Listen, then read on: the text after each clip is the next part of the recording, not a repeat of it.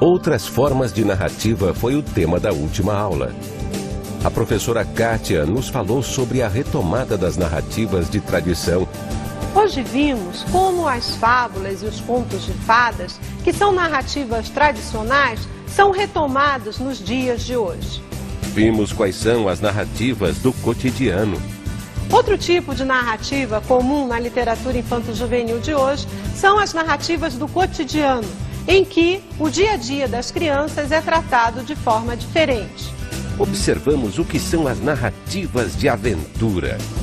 Tomando por base narrativas tradicionais como Dom Quixote e Os Três Mosqueteiros, vimos como as narrativas de aventuras hoje estão sendo reescritas. Tenham uma boa aula.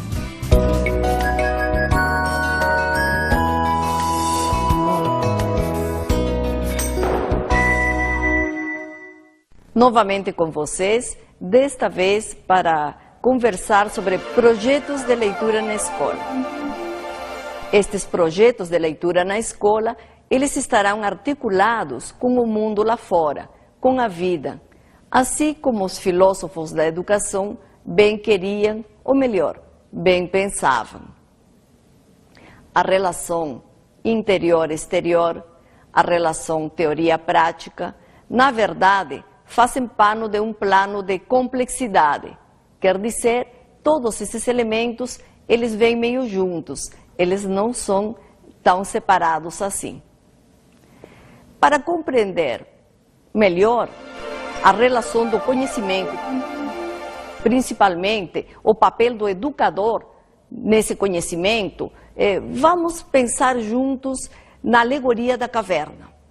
Imaginemos então grupo de homens confinados, grupo de homens acorrentados, olhando somente as sombras que se configuravam na parede que estava situada do lado contrário à entrada da caverna. Era um mundo de ecos difusos, era um mundo de formas disformes. O que pensar diante desse cenário? Um deles se liberta, um deles sai para fora da caverna e vê o sol, vê a luz, e tão entusiasmado com esse olhar de descoberta que sai do interior e vai para o exterior da caverna, naturalmente, ele quer voltar. Ele quer voltar para mostrar, para contar para os outros, aqueles homens acorrentados e confinados que ficaram dentro da caverna, o mundo lá fora. O que acontece? O que podemos esperar desses homens que recebem daquele que saiu essa notícia de mundo? Eles achavam que esse homem estava louco. O mundo lá fora não poderia ser dessa maneira. E até duvidavam de que existisse outro mundo diferente daquele que eles conheciam lá no escuro da caverna, entre sombras e ecos desconhecidos. A vontade da arte, ela perpassa por ali. E a educação é um pouco isso, é um pouco arte. É transitar do interior para o exterior, do exterior para o interior. Porque mesmo estando dentro da caverna, mesmo habitando uma caverna ou até uma ilha, é necessário sair da ilha para contemplar a ilha. E é necessário sair da caverna para contemplar a caverna. É nesse sentido que a riqueza do interior e o exterior promove conhecimento. O que vem primeiro? A prática ou a teoria? Paulo Freire colocava o seguinte, numa expressão muito bonita, que a teoria ilumina a prática e a prática ilumina a teoria. Nesses projetos de leitura na escola, nós estaremos observando os dois momentos juntos. Não se faz uma prática, não se elabora um projeto na escola e no mundo sem antes ter uma sustentação teórica, isto é, uma reflexão. E nesse sentido, os pensadores filósofos da educação, e nós temos muitos, para esta aula selecionamos alguns, eles prepararam e na verdade, eles tiveram uma grande contribuição para a educação no sentido de juntar e demonstrar cada vez mais como a teoria está tão próxima da prática e a prática da teoria. Porque, na verdade, esses projetos que serão mostrados e colocados aqui, eles nascem do pensamento, da reflexão muito atenta na sala de aula, na vida, no cotidiano e, principalmente, focando o ser humano. E, nesse sentido, o aluno que faz parte de nosso universo e de nossa preocupação como professores. Comodismo e descoberta. Esse é um outro ponto importante para ser retomado nesse universo de projetos de leitura na escola. E principalmente articulando esse comodismo e descoberta ao mito de Platão, a essa alegoria da caverna, que muito bem ilumina esta relação. Descoberta quer dizer algo está encoberto, algo está coberto. Sair dela, sair da caverna, sair da sala de aula para o social, para a rua, para o mundo, e também trazer o mundo lá fora, para dentro da sala de aula, é um caminho bastante importante. O encoberto pode ser descoberto e o descoberto poderá voltar novamente para a escola. Diante disso tudo, uma palavrinha incomoda. Esse comodismo, que não sei se é medo, se é falta de estímulo. Então, mas é uma relação que incomoda. Por um lado, vemos descoberta, vemos projetos, vemos alguns trabalhos bastante importantes saindo da sala de aula e ganhando o mundo. Assim como aqueles homens acorrentados dentro da caverna procuravam ver o sol, ver a luz lá fora. Mas nem tudo funciona sempre assim. É por isso que são alguns projetos que são colocados em evidência e certamente eles promoverão ou de alguma maneira poderão sacudir um pouquinho esse comodismo. Um outro ponto importante, a perplexidade e a curiosidade. Serão esses dois momentos, a capacidade de ficar perplexo, de ganhar assombros, de admirar aquela que mobiliza o ser humano para qualquer possibilidade de descoberta? E o que dizer, então, da curiosidade? Essa marca do ser humano tão viva e tão rica, principalmente na criança, que é um ser extremamente curioso e ávido pelo mundo, pela descoberta, pelo conhecimento, né? Sempre está perguntando, sempre está querendo saber mais. Quem é o Emílio? Perguntar sobre o Emílio é a mesma coisa que perguntar sobre Jean-Jacques Rousseau, o grande pensador, filósofo, que nos deu um grande presente para nós educadores. Emílio é um aluno imaginário, e Rousseau, ele se vale desse Emílio, desse aluno imaginário, para ele tentar mostrar para nós educadores o que significa conhecer, o que significa aprender, qual é o papel do educador, de que maneira devemos ensinar. Ele fala muito também sobre as leituras, quais seriam as leituras que esse Emílio, esse aluno imaginário, deveria ler. No meio dessas leituras, ele destaca, por exemplo, um ponto importante comentando sobre as fábulas. Ele acha que as fábulas de La Fontaine, elas ilustram de uma maneira muito bonita elementos do cotidiano, do comportamento, naturalmente com animais como é do gênero das fábulas. Mas ele discorda do seguinte, ele acha que as fábulas de La Fontaine, finalmente, explicam demais. Quer dizer que ele recomenda o seguinte, Emílio, pode ler as fábulas sim, que elas são muito bem narradas, relatadas, mas ele retiraria essa explicação excessiva, essa explicação muito marcada, que parece que o leitor, ou o próprio Emílio, não seria capaz de compreender apenas ouvindo a fábula. Ele acha desnecessária toda explicação. E nisso ali nós temos uma boa lição. A lição do insinuar. Quer dizer, o ensinar, na verdade, seria um grande exercício de saber insinuar. Claro que nós normalmente queremos, e nossos alunos também, o claro. É necessário muito claro, até muito repetido, até muito exemplo. E, na verdade, Rousseau chama atenção para essa questão. É melhor insinuar, porque o que você explica demais, isso nunca será aprendido. Isso pode ser cansativo e, na verdade, no momento de insinuar, o aluno completa o processo tão rico de conhecer, de compreender, de aprender. Quer dizer que ele participa. Ele entra na ação do aprendizado. É nesse sentido que Rousseau também recomenda outras leituras, principalmente Robinson Crusoe.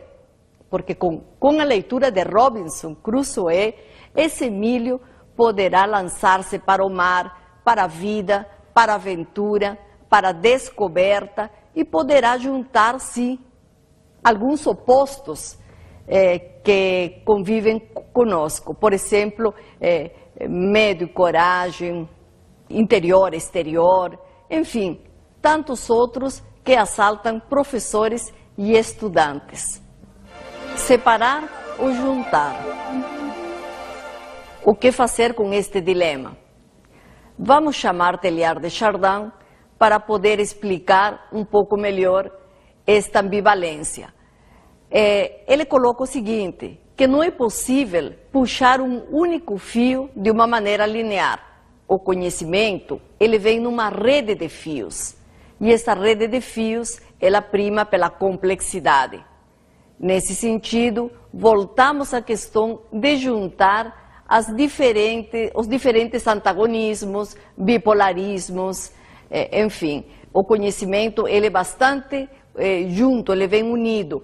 E Teilhard de Chardin explica muito bem isso, compreendendo o cérebro humano e a dinâmica dos neurônios. Ele coloca que o trajeto e a maneira como os neurônios transitam é muito importante e até muito bonito, porque eles fazem conexões imprevisíveis e conexões imprevisíveis numa simultaneidade bastante rápida, bastante dinâmica e, naturalmente, bastante rica. Compreender esse recorte do cérebro, do comportamento dos neurônios, eu acredito que para nós educadores é bastante significativo. Como ir com um único fio do conhecimento, de uma maneira extremamente gradual, passo a passo.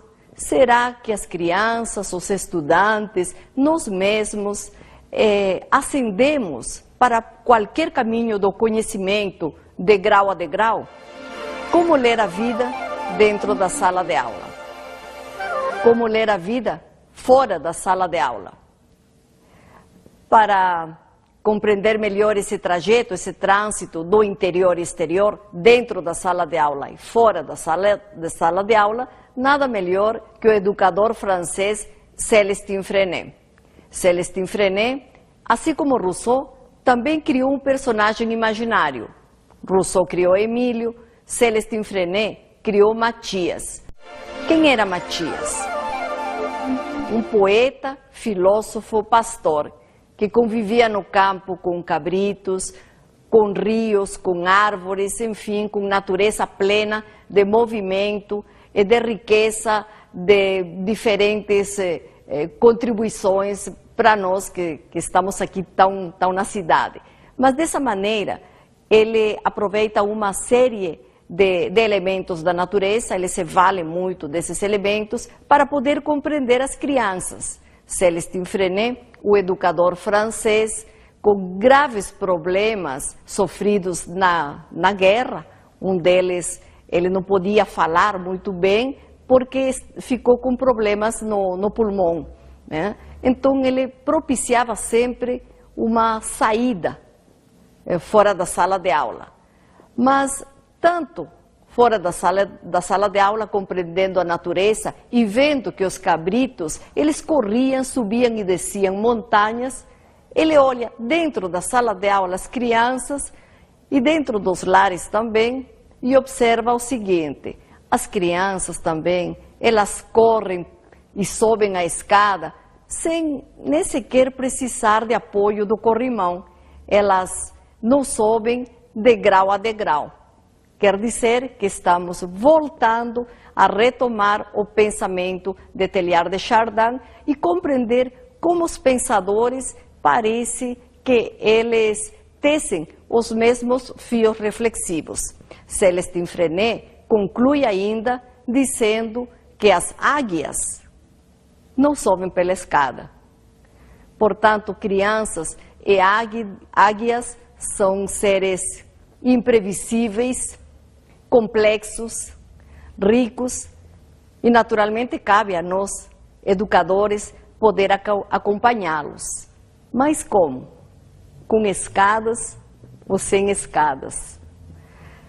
Temos muito ainda para conversar sobre este grande educador, Célestin Freinet, que sustenta muitas das teorias sobre educação aqui no Brasil e no mundo e que congrega muitos educadores ano a ano nos grandes congressos RIDEF.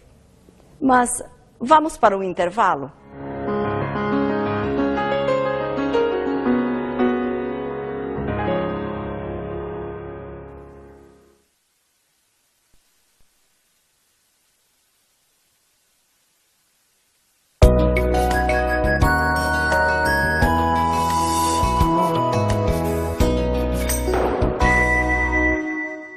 Retomando a RIDEF, que são os grandes encontros internacionais de educadores Freinet, eu gostaria de colocar o seguinte, até como uma curiosidade. Freinet foi um grande andarilho. Ele sempre estava de mala pronta, transitando entre um canto e outro canto do mundo. E daí essa herança que nós, educadores Freinet, recebemos. Também a cada encontro internacional, procurar estar juntos, poder trocar experiências, trocar teorias e, principalmente, reforçar essa atitude tão própria do educador Freinet, a vontade de colaborar, uma grande colaboração, afetividade, vontade de registro, enfim, são marcas muito próprias do educador Freinet e quem trouxe essas marcas tão importantes aqui para o Brasil foi uma pioneira. E essa pioneira, eu tive o prazer de conhecê-la e de conviver com ela, até por sinal, num desses encontros RIDEF. No encontro RIDEF da França, em 1992, quando tive o privilégio de tê-la como interlocutora de uma série de reflexões sobre Célestin Freinet. Mas o mais importante neste momento é ouvi-la, assim com toda essa colocação muito viva, muito rica, de quem é muito próprio, de quem está próxima da experiência vivida em relação a esse educador Célestin Freinet. Então vou deixá-los com Flaviana Granzotto.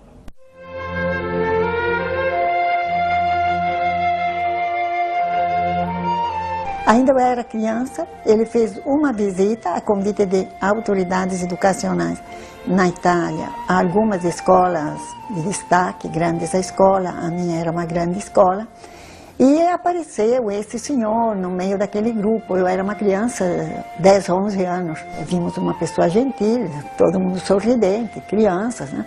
Cantamos e ouvimos discurso. Assim foi a minha primeira visão de Freinet pessoa.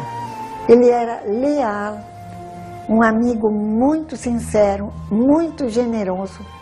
O que era dele ele dividia, sobretudo dividia seu saber, de uma paciência infinita. E nunca deixava nenhum correspondente sem resposta. Ele praticava aquilo que pregava. Ele nunca deixava um interlocutor sem que esse se convencesse daquilo que ele dizia. Era um amigo que todo mundo sonharia de ter. Era um cavalheiro, quer dizer, falava de uma maneira muito atraente, tinha uma voz que conquistava, eu acho que é a característica principal.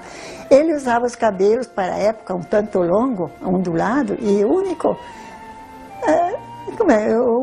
tique, ou seja, gesto que ele repetia era aquele. De vez em quando ele cuidava e não usava chapéu, que era a característica da época, usar chapéu. Ele foi uma pessoa muito sensível, amou as artes e um grande poeta também.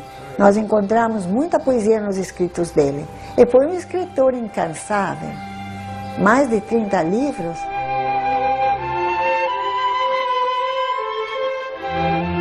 Quando conheci de verdade a proposta de Freinet, após um estágio que eu fiz, o primeiro na França e em Portugal, adorei aquele tipo de trabalho e eu sabia de ter descoberto a maneira de encantar os meus alunos. Assim como Freinet encantava, como um grande mago, todas as pessoas que se aproximavam dele. E realmente não aconteceu outra coisa. As crianças começaram a ter prazer, que era o que eu sempre havia desejado, de estudar. Estudar para aprender, para conhecer, e não para ganhar uma nota.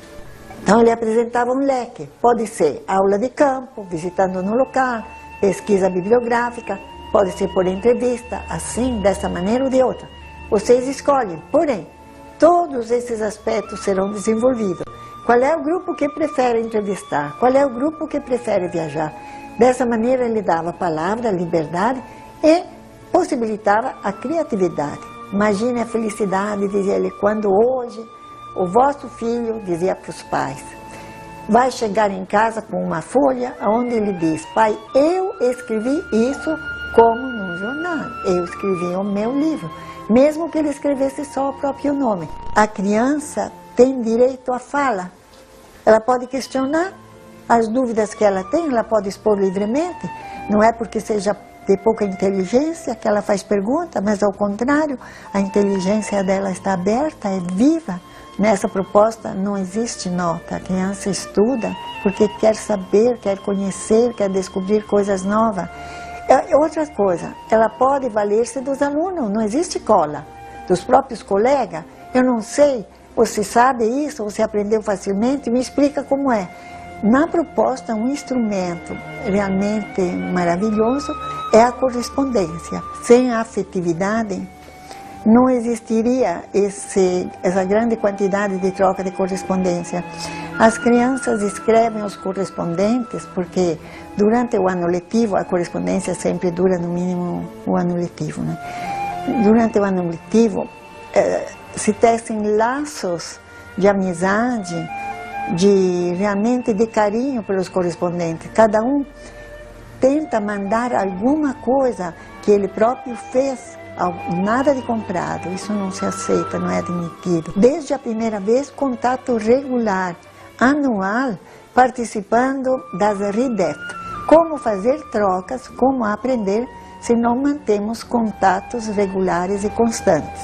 Começaria a troca de perguntas, quais as dificuldades que os teus alunos encontram e como as resolve. Se Freinet chegou aonde chegou, naquela França tão tradicionalista, a revolucionar toda a área da educação, foi porque ele sabia adaptar-se. Ele nunca contrariou nenhuma lei promovida ou promulgada pelo Ministério da Educação. Ele dizia, lei é lei, e por isso deve ser respeitada. O programa que a lei nos mandou é este, mas nós temos direito de desenvolver esse programa da maneira que nós quisermos. Sempre se obtém sucesso, porque, veja, quando liberamos a criança do medo da aprendizagem, do medo da nota, a criança se torna naturalmente afetiva, cooperadora, ama os outros, ama os colegas, ela se torna não competitiva, mas colaboradora. Eu sempre penso nos vestibulares, porque acompanhei durante anos e anos a tragédia dos alunos adolescentes que tem que passar no vestibular, mas se eu conheço o meu valor, não tenho medo de ficar para o próximo ano.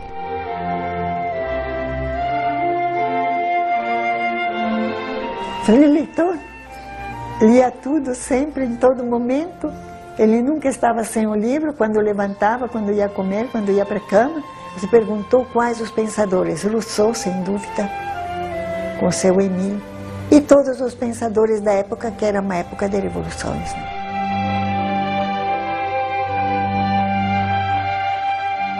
A criança não precisa só de pão, precisa de rosas também.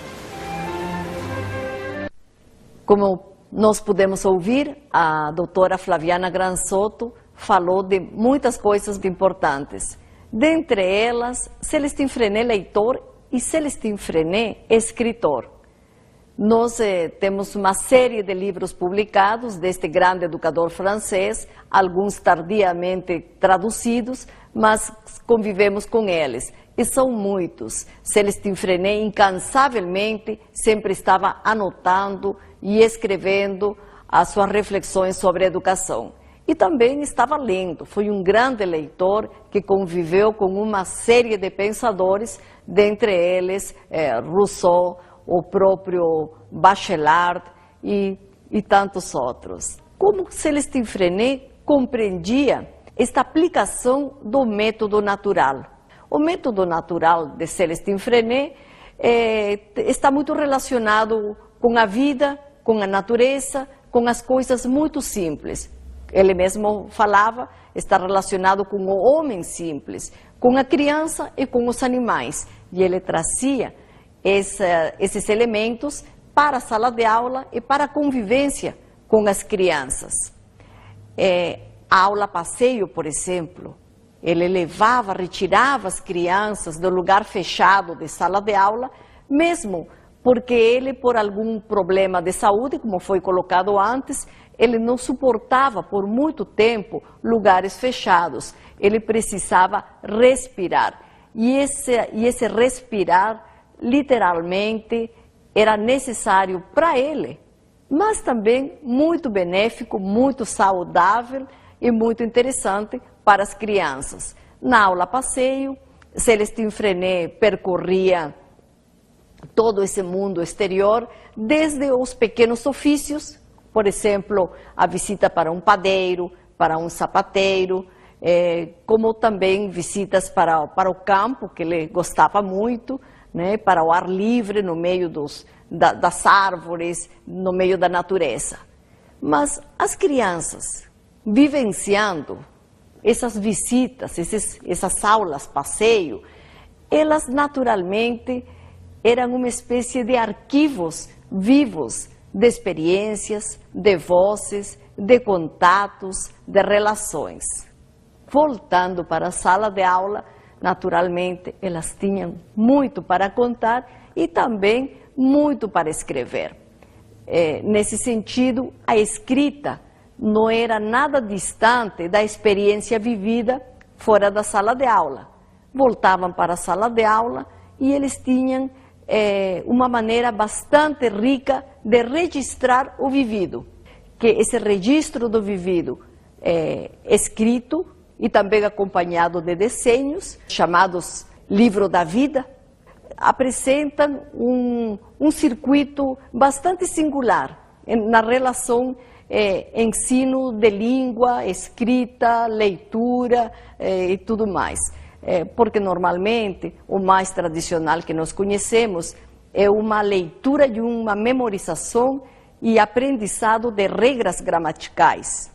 É essa maneira tradicional e eu acredito que esse tradicional ainda está convivendo entre a gente, né? Uma aplicação, uma fixação, um compromisso muito grande com regras gramaticais.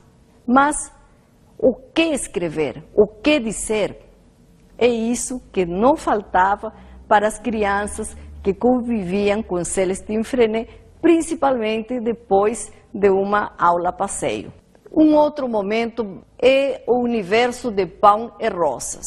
O que significa esta expressão? Pão, o alimento, rosas, a beleza, o lado estético, tão importante para o ser humano. Para Célestine Freinet, estes dois elementos não estão dissociados, pão por um lado, rosas por outro. Pelo contrário, elas estão juntas, mas o grande conjugador desses dois elementos, de uma maneira muito natural, é a criança. É por isso que a criança, para Célestine Freinet, é esse ser pensante, leitor, escrevente, mas também pintor, escultor, artista. A criança, até numa expressão bastante brasileira, ela faz arte. Mas para Célestine Freinet, este fazer arte é algo muito natural na sala de aula e no cotidiano das aulas. E no cotidiano das aulas, não apenas de parte da criança, do aprendiz, mas também do educador. Para Célestine Freinet, poucas coisas estão dissociadas. E eu acredito que um grande caminho de compreensão deste educador é este pão, ativado com o ingrediente estético das rosas. Poucas vezes ficamos atentos a esta questão, tão voltados que estamos ao tratamento utilitário, funcional, prático e extremamente metódico do dia a dia na escola. Um outro ponto bastante importante é a tentativa experimental. Esse tateio, esse tentar fazer, mesmo que na primeira vez não dê certo, na segunda também não, mas essa ação conjunta, sistemática, até repetitiva e quem sabe um pouco cansativa algumas vezes, mas com um foco, chegar a alguma coisa, através do experimento, do tateio, ficar tentando e tateando. É dessa maneira que ele observa a criança, por exemplo, tentando andar de bicicleta. E ele fala que uma vez pode cair para o lado direito, outra vez para o esquerdo, mas outra vez tentando inúmeras vezes, aliás, ela aprenderá finalmente a andar de bicicleta. Nós podemos já continuar puxando para o precioso processo, porque esse tateio e essa tentativa experimental, na verdade, exige um tempo, mas não é o tempo de atingir o objetivo. O objetivo será atingido, mas até chegar até o objetivo, há um tempo necessário, que é o tempo do percurso, é o tempo do caminho, que poderia ser chamado, né? E aqui eu ousei colocar mais uma reflexão minha, que é o processo, né? O precioso processo. Quer dizer que esse é um tempo incomum, especial, que revigora todo o processo de aprender, de ensinar, enfim, de conviver com esse olhar admirado para o entorno, para o mundo, para a natureza, para o semelhante, enfim. E tudo isso, repito, exige um tempo. Normalmente, a educação tradicional, ela está muito focalizada no objetivo. Qual é o objetivo? Até ouvimos muitas vezes a pergunta: atingiu os objetivos? O seu trabalho atingiu os objetivos? A aula atingiu os objetivos? Para os educadores Freinet, essa pergunta fica um pouco pobre, né? Empobrece muito nossa prática, porque nós compreendemos isso mais como um afetar o outro. Eu diria afetar subjetivos. Alguns perigos. Quando o adulto é extremamente generoso e empresta sua voz para a criança. Quando o adulto é extremamente generoso e empresta seus passos, seus olhos para a criança. A criança caminha com seus próprios passos, vê com seus próprios olhos e fala com sua própria voz. Isto é, voz de criança. O que normalmente, como leitora, de alguns trabalhos, de alguns projetos de leitura na escola, recebo, e até, vou dizer para vocês, me incomodam um pouco, são os poemas escritos praticamente pela voz adulta. Os poemas escritos pelas crianças, mas nós leitores, educadores, compreendemos e observamos, reconhecemos a voz do adulto, de uma maneira, sim, bastante clara. Nós sabemos que a criança, ela se expressa de uma maneira muito rica, com analogias imprevisíveis, com metáforas, ela tem um próprio ritmo e ela tem uma série de recursos muito próprios da cosmogonia infantil, da maneira de ver o mundo. Mas o adulto, ou por desconhecimento e mesmo por uma generosidade excessiva, eu digo, meio que escreve com a sua lógica adulta seus conceitos, suas razões e até essas morais, né?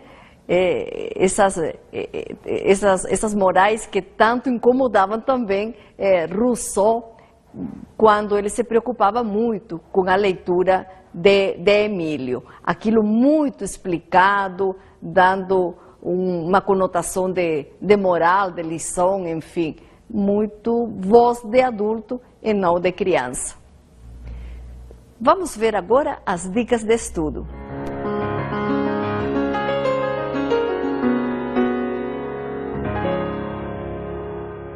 Emílio, o da Educação, este livro de Rousseau, da editora Diffel.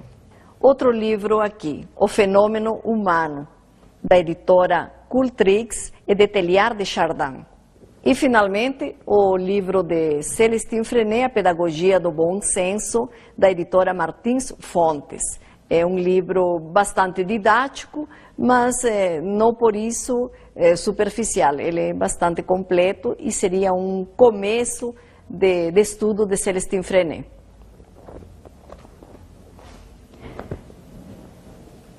Nossa aula terminou e eu espero que tenham aproveitado bastante estas reflexões sobre educação, tanto como eu.